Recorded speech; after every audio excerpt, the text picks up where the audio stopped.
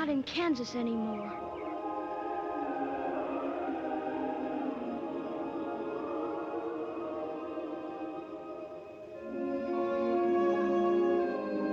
We must be over the rainbow. The Munchkins are happy because you have freed them from the wicked witch of the East.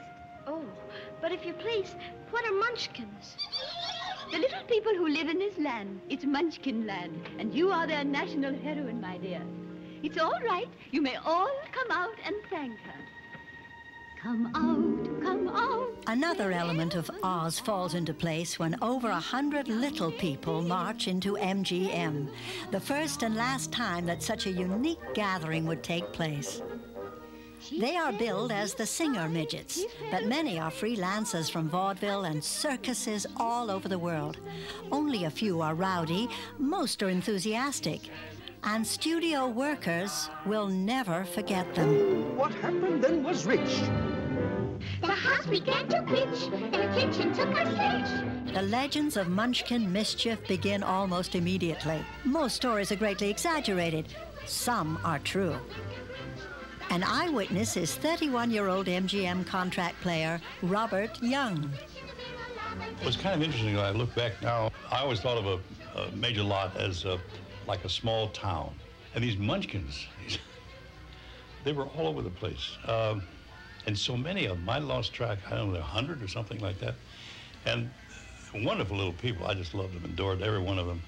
But they were all over the place. And they were hiding under benches, and they come out of the bushes, and they were climbing upstairs and falling downstairs, because as soon as the director said cut, they went. Let the joyous news be spread. The wicked old witch at last is dead. Ding dong, the witch is dead. Witch, oh witch, wicked witch. Ding dong, the wicked witch is dead. Wake up, you sleepy head. Rub your eyes, get out of bed. Wake up, the wicked witch is dead. She's going where the goblins go. Below, below, below your hole. Let's open up and sing, and ring the bells out. Ding dong, the merry-o. Sing it high, sing it low. Let them know the wicked witch is dead.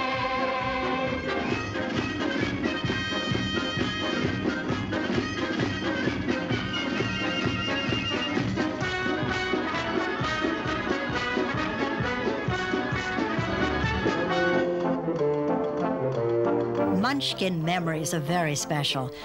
The young man in the middle is Jerry Marin. We represent the Lollipop Guild, the Lollipop Guild, the Lollipop Guild, and in the name of the Lollipop Guild, we wish to welcome you to Munchkin Land. And that's when I handed Judy Garland the lollipop.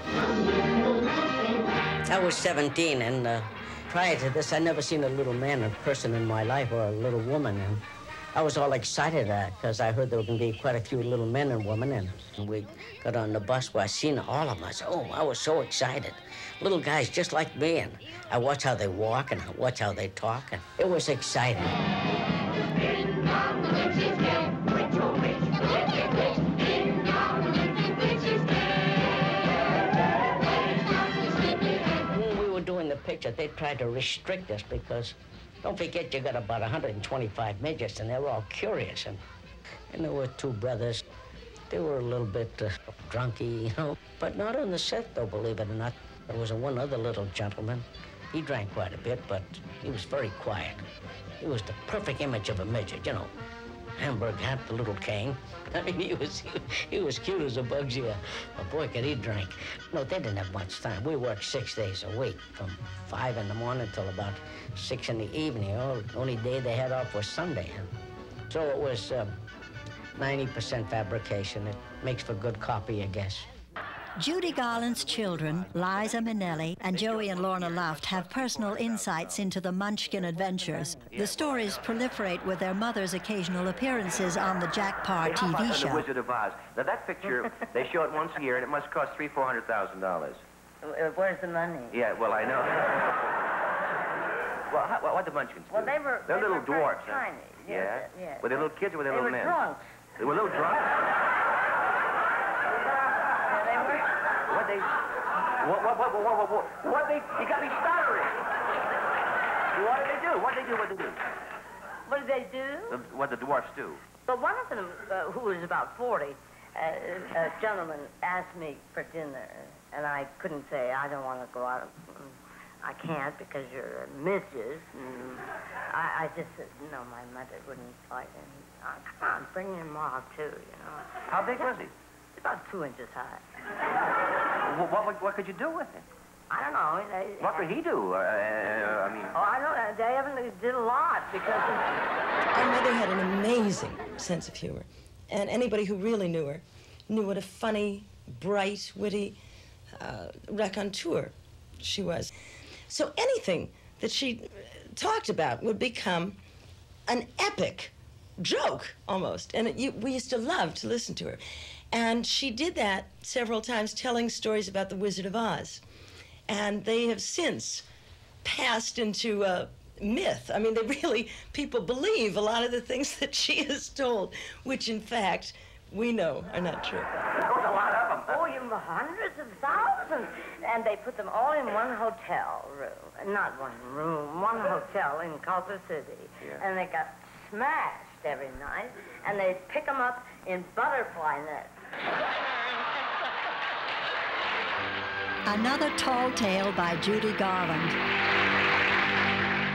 As coroner, I must have her. I thoroughly examined her, and she's not only merely dead, she's really most sincerely dead.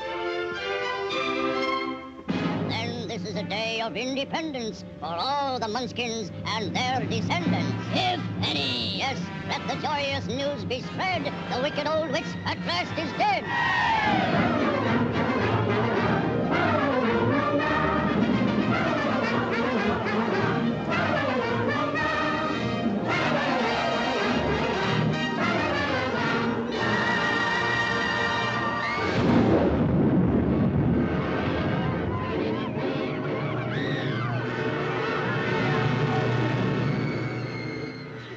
She was dead. That was her sister, the Wicked Witch of the East. This is the Wicked Witch of the West. And she's worse than the other one was. I'll get you, my pretty, and your little dog, too.